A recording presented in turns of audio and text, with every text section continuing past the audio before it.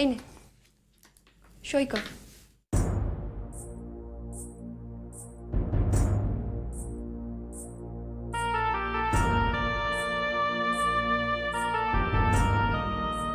আমরা কোনো ছাড়োদারের সাথে ক্লাস করব না।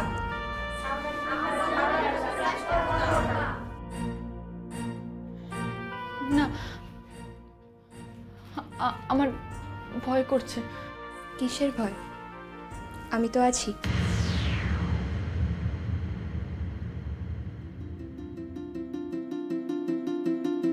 যদি তোর ডাক শুনে কেউ না আসে তবে একলা চলো রে,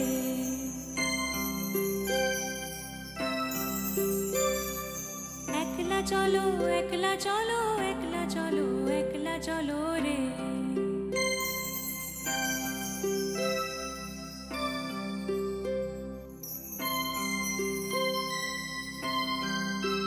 যদি তোর ডাক শুনে কেউ না আসে তবে একলা চলো রে, যদি তোর ডাক শুনে কেউ না আসে তবে একলা চলো রে, একলা চলো, একলা চলো, একলা চলো, একলা চলো রে, তবে একলা চলো, একলা চলো, একলা চলো, একলা চলো রে, যদি তোর ডাক শুনে কেউ না আসে তবে একলা চলো রে, যদি তোর ডাক শুনে কেউ না আসে তবে একলা চলো রে।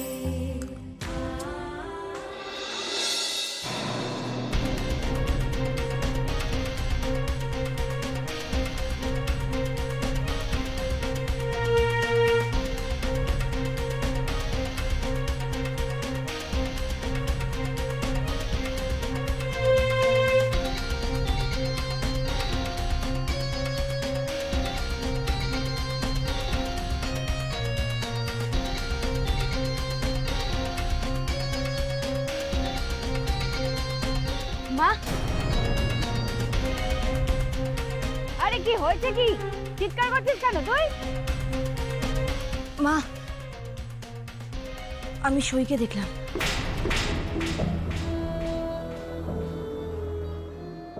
এই, তুই কোথায় দেখলি রে ওই হতচ্ছাড়িকে? ওই তো স্কুলে, ওই মাধ্যমিকের ফর্ম ফিল আপ করছিল। ও,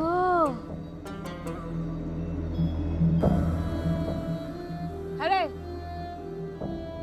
তোর কি ফল বলতো? চলে চুপ করে আছিস কেন বল? মা শোনো না, আমি না টেস্টে পাশ করতে পারিনি। তা কি করে পাস করতে লাগছে? সারাদিন তো ঘুরে বেড়া লাগছে। বিমান আমাকে মারছ কেন? যাও সইকে কি ধরো।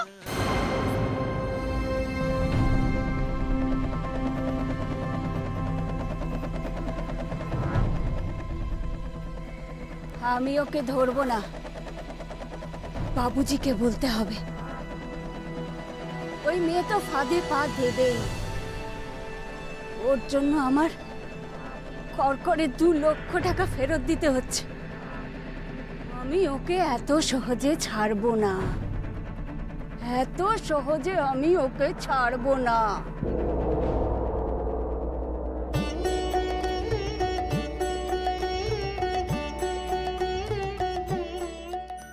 দিদিমণি, আমি আসছি। কোথায় যাবি?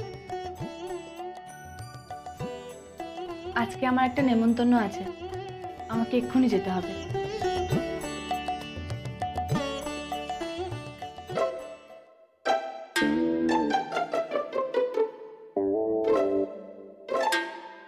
তুই সাজবি বউ? মাথা তো শ্যাম্পুও দিস না, গায়ে সাবানও দিস না।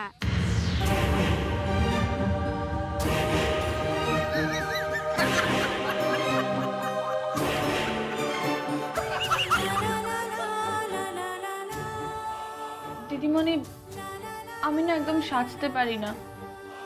মানে? আমাকে একটু সাজিয়ে দেবে? বুঝেছি, চল আমার সাথে।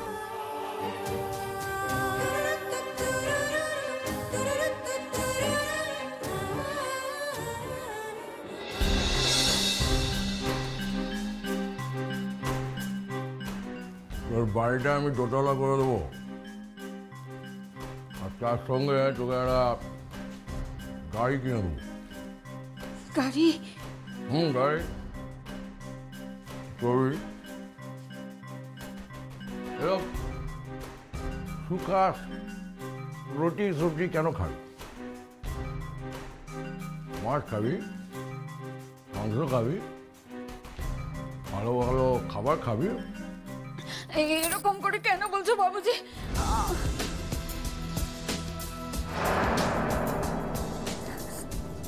কারণ তুই জানিস ওই কোথায় আছে। আমি জানি না, বিশ্বাস করো আমি জানি না, আমি জানি না। জানিস না? তোকে খাদানে ফেলে দেবো, লাশ খুঁজে পাবে না। না, আমার মা কিছু জানে না।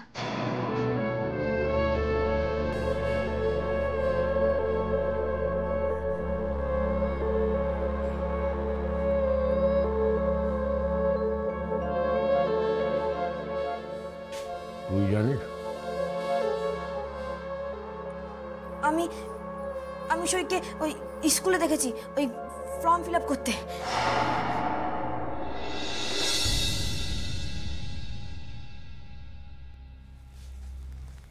ওই লেখাপড়া করতে চায়, ভালো, আমি ওকে লেখাপড়া করাবো। বিয়ে করবে, এমএ করবে, সিএ করবে, ডিএ বিদেশে পাঠিয়ে দেবো, সেখান থেকে লেখাপড়া করে আসবে। কিন্তু সইকে আমার চাই।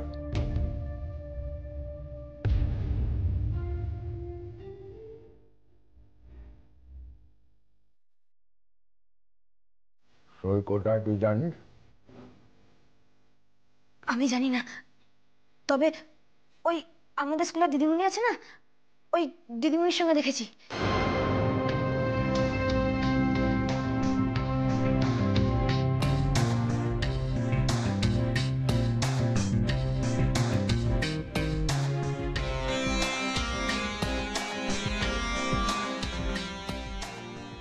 তাহলে দিদিমণি জানে সই কোথায় আছে। ঠিক আছে,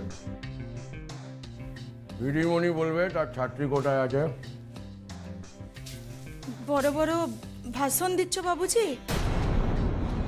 তা তুমি তো সইকে দেখেছো, তা তুমি তাকে ধরতে পারলে না কেন?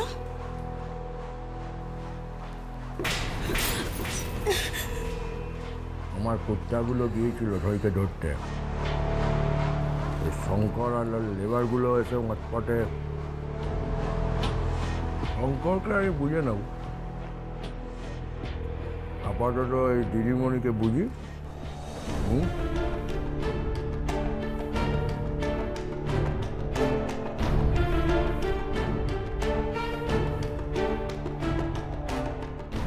ও মা, এবার কি হবে?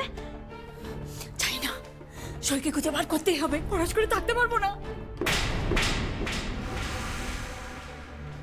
এই সইকে আমি ধরবই। পড়াশ করে প্রত্যেকটা দরজায় লাথ মেরে মেরে সইকে আমি বার করে নিয়ে আসবো, বুঝলি? এ সাদি বাড়ি থেকে চলে গেছিল তো, এ বাড়ির সাদি মণ্ডপেই আবার সাদি হবে।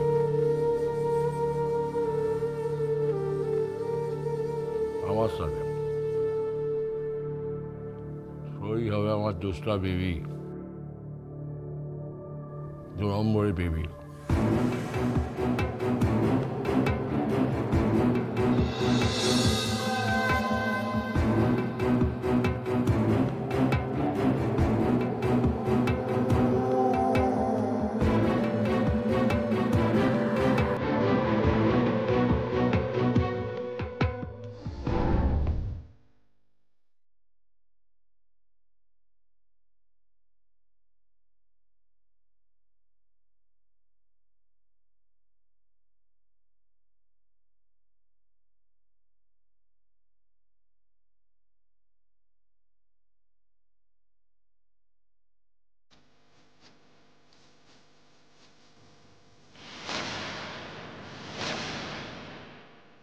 কি ব্যাপার?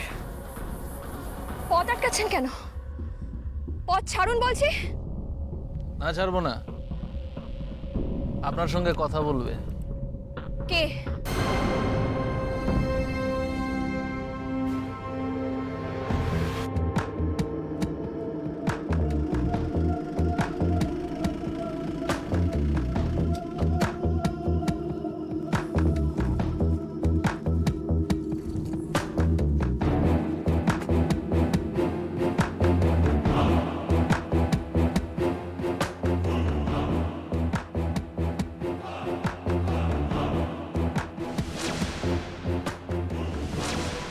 নমস্কার দিদিমণি, স্কুলে যাচ্ছি বুঝে দাঁড়িয়ে মাছ, আমি এখানে ঝগড়া করতে আসি রে বাবা। কত ওই আপনার করছেনটা কি? আমি একটু একটু বাংলা পড়তে পারি, দেখবেন। ওই অজগর আসতে চলে আয়, আমটি আমি খাবো পেরে, ইঁদুর ছানা ভয়ে মরে, ইগল পাখি পাছে ধরে। ওই ইঁদুর ছানাকে আপনি বাঁচাতে পারবেন না, ইগলের চোখ পুড়ে গেছে। মানে কি? মানে সই কোথায় আছে জানি না। আপনি বলে দিন, একটু ভালো হবে। বললাম তো জানি না। দেখুন দিদিমণি, আপনার স্কুল আমি জ্বালিয়ে দেবো, আপনি আর ছাত্র পড়াতে পারবেন না, বাড়িতে বসে বসে নিজে নিজে পড়তে হবে। আমি লোকটা খারাপ। জানি আপনি খারাপ লোক, এই জন্যই থানায় গেছিলাম আপনার নামে এফআইআর চার্জ করতে। থানায় গিয়েছিলেন?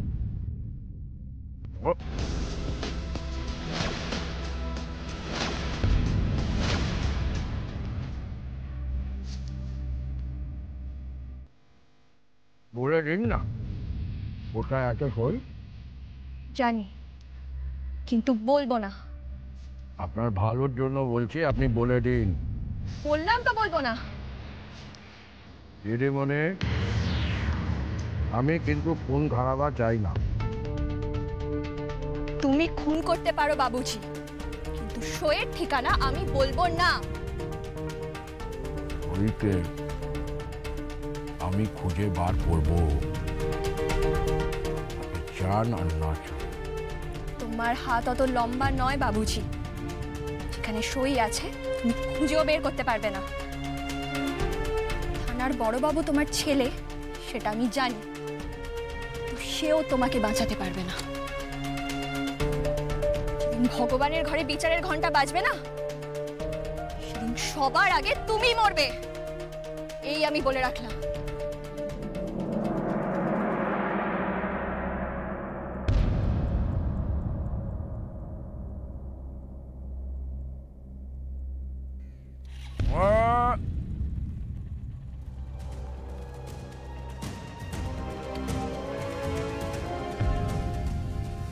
हड़बड़ी मत करो बेटा,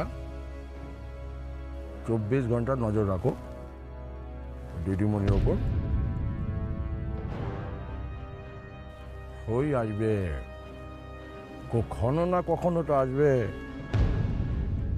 তখন তুলে নেবে। হড়বড়ির কি আছে?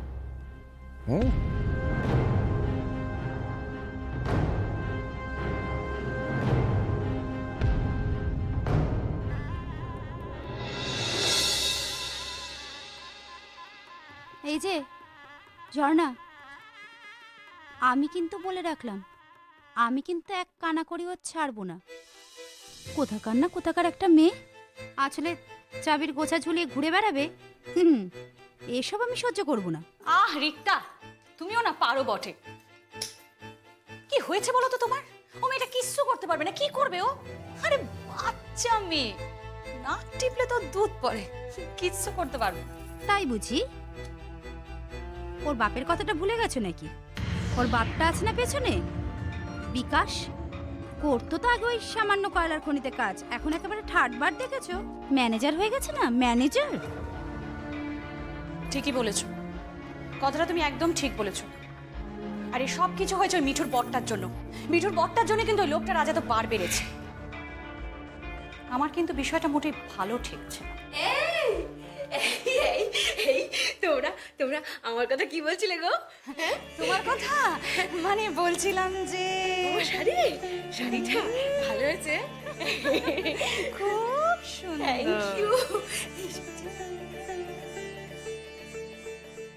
বলদটাকে দেখো, কোথায় নতুন বউকে নিয়ে এসছে তার নামেই বলবে, তা না নিজের শাড়ি নিয়ে ব্যস্ত।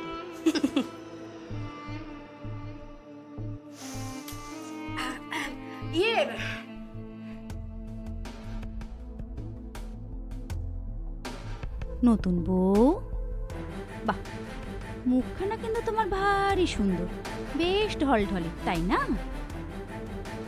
তা হ্যাঁ, যা বলছিলাম, জেনে বুঝেই বাড়িতে বিয়ে করে এসেছো, যেই মুকুট যে বাড়িতে অনেক টাকা পয়সা আছে। তাছাড়া আর কি রেখতা, তাছাড়া আর কি? ওর বাপটা তো আর কম চালাক নয়, জেনে বুঝে এই মেয়েটাকে আমাদের বাড়ির ছেলের ঘাড়ে চাপিয়ে দিয়ে চলে গেল।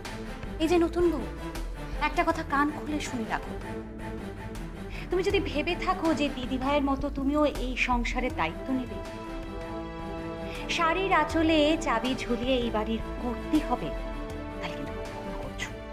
এই বাড়িতে তুমি টিকতেও পারবে না।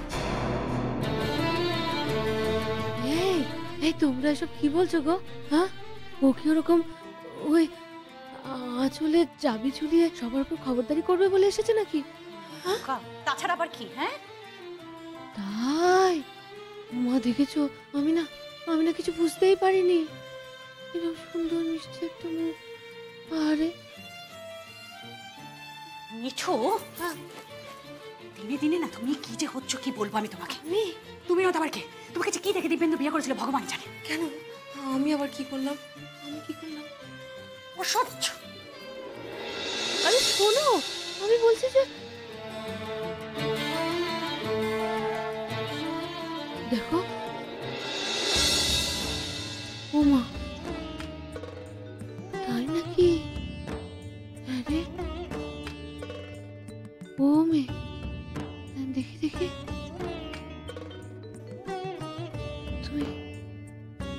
তুই কি